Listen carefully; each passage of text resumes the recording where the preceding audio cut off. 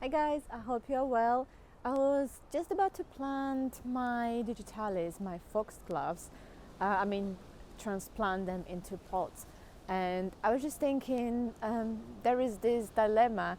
How do you actually recognize Digitalis or foxgloves from other kind of wild flowers or perennials when they look very, very similar?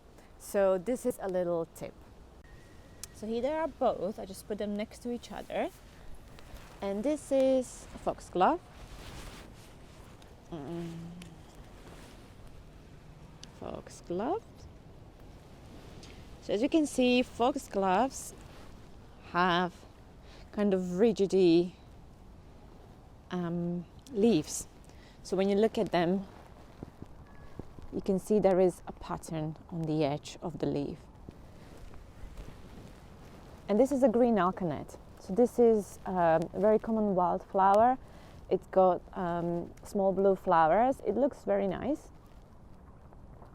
But they look very similar. But as you can see, the edges of the leaf are just very round, very straight. So it's very easy to see the difference between them. You see? One of them has got kind of toothy edging and the other one is quite straight. And this would be the same for Comfrey, for example, as well, because they look very similar. I hope this was helpful. I hope this will help you in recognizing those plants and on your plant ident.